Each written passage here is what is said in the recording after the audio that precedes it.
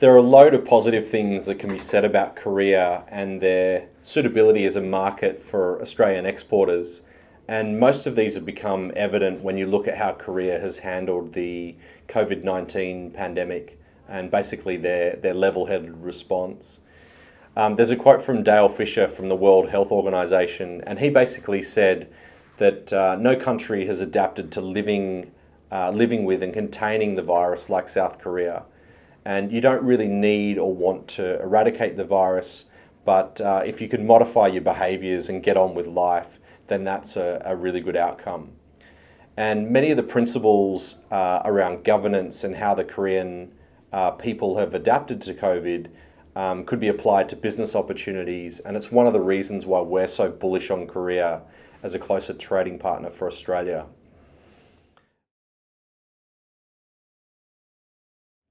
So a big part of Korea's benefit was really looking at what had happened to it in the past.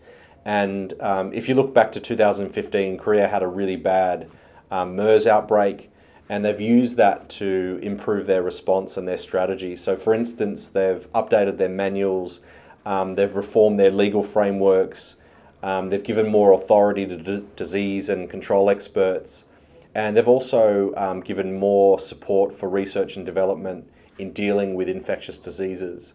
And that investment's doubled since 2015. The second area is around their implementation of the 3T strategy. So that's testing, tracing, and treatment. And under this plan, basically it was scaled and developed very, very quickly. And for instance, the first testing kits were released on the 4th of February, which was literally only 2 weeks after the first patient was identified in Korea.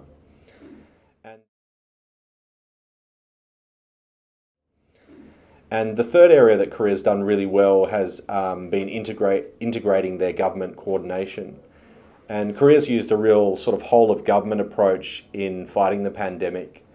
There was daily communication briefings between the central and local administrations, chaired personally by the President of Korea, and that's been happening since February.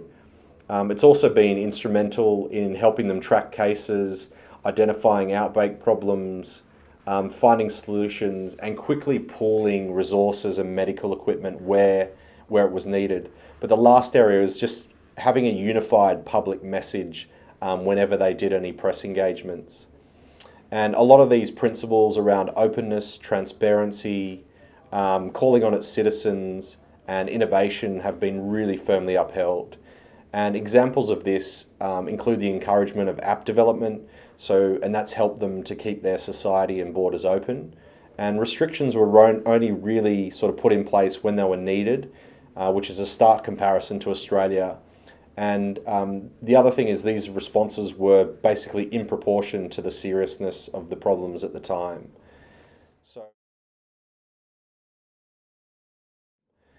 So any of the government strategies that they've put forward have been fully disclosed. The information's been consistent at every level of government, and has also seen a lot of civilian activism.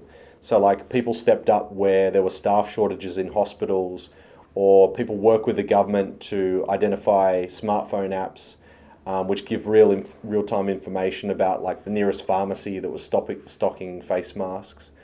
And then also some of the doctors' ideas about walk-through and drive-through COVID tests, which were strongly supported and scaled by the government.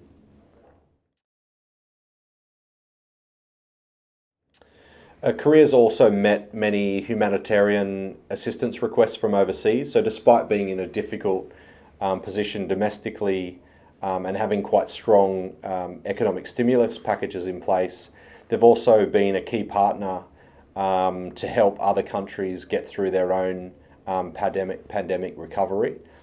And there's been a particular focus here on public health as an initiative to establish better connections through the region, and also shoring up political and financial solidarity to help partners so that the fallout was less dramatic across the regions that they worked with.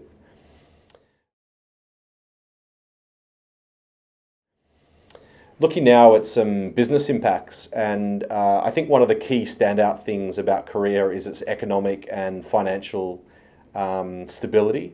Korea's proved itself to be a very stable market. They've kept borders open while overcoming the health pandemic. If you're thinking of engaging in international business, Korea could be a promising location just for just that reason alone. And unlike other countries, Korea has 90 direct flights a week, which have operated this whole time between the US and Korea. And this has allowed mobility for like officials, family members, business people to carry on and continue doing business. And the restrictions at a domestic level were only really enforced based upon need. And Korea is now one of a handful of many countries considering like a two-way travel corridor with Australia at the moment. And And it's pretty impressive because Korea's response has basically helped it recover much faster and better than other countries around the world. So much so that Korea was one of the first countries to actually export testing kits, despite some of the challenges they were experiencing at home. And the second area around certainty is around business and economic certainty. And the government works really hard in areas to get like a swift response together. Transparency and openness of communication has been really important to help build the public trust and to help set a standard and a response in that culture. And one where private enterprises can basically count on the government and vice versa. And a great example of this is where private citizens came up with ideas which were then supported financially and scaled up by the government. And basically the public and the state have collaborated and partnered instead of butting heads with each other. And a big part of that has been having this shared sense of purpose to get through the pandemic, which has actually helped them with social cohesion, and it's elicited a lot of other positive impacts on the market. So if you're familiar with the business culture in Korea, it could be said that no crisis will be able to get in the way of conducting good business, and that's definitely true in Korea.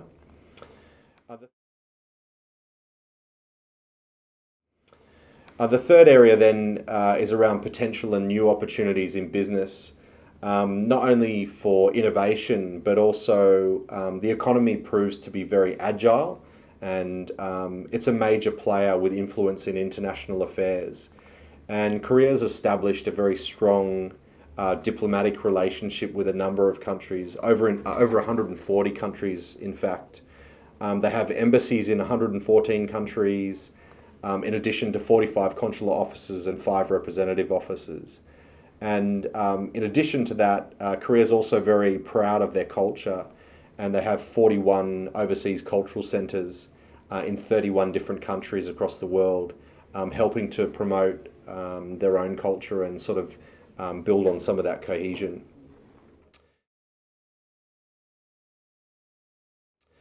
Korea is also a member of over 70 international organisations, most notably the United Nations. And in fact, the previous Secretary General of the United Nations, Ban Ki-moon, is actually a Korean national. And Korea is also a member of a number of other international organisations like UNESCO, the IMF, the International Monetary Fund, APEC, the Australia Pacific Economic Commission, the IAEA, which is the International Atomic Energy Agency, the International Labour Organization, and of course the World Health Organization. And And Foreign Minister Kang has been very clear in setting out Korea's ambitions to strengthen their own power, but also working with other middle powers, because this is a crucial process, particularly to counter some of the big power rivalry that's going on in the world at the moment. And Korea is basically striving to help formulate more like-minded coalitions to build solidarity amongst middle powers that share similar values, things like democracy, a market-based economy, and human rights. And the Korea-US alliance will continue to flourish, and it's acknowledged to be like one of the linchpins of peace and security in the Korean Peninsula and more broadly Northeast Asia. And over the past 70 years, there's been a very strong military alliance between Korea and the US. There's a number of shared interests and values, and ties have been basically thriving between Korea and the US.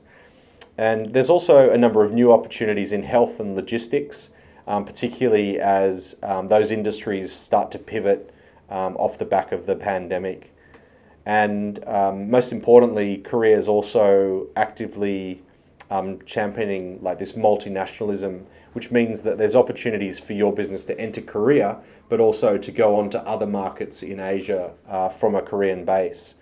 And Korea is also a member of the Alliance for Multinationalism, Multilateralism, which is a network of over 50 countries that that are working to build up these multinational or multilateral institutions.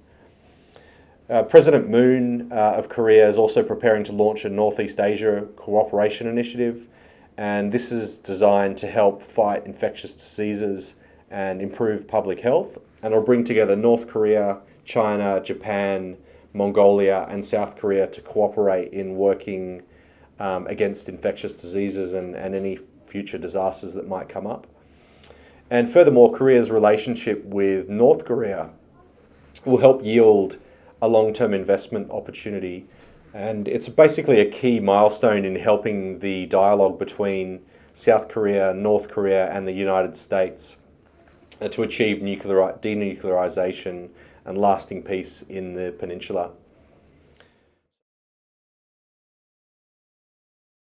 Most importantly, Korea is also actively championing like this multinationalism, which means that there's opportunities for your business to enter Korea, but also to go on to other markets in Asia from a Korean base.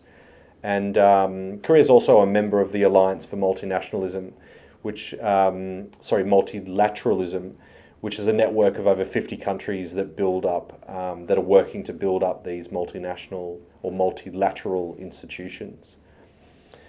President Moon of Korea is also preparing to launch a Northeast Asia cooperation initiative, and this is designed to help fight infectious diseases and improve public health, and it'll bring together North Korea, China, Japan, Mongolia, and South Korea to cooperate in working against infectious diseases and any future disasters that might come up.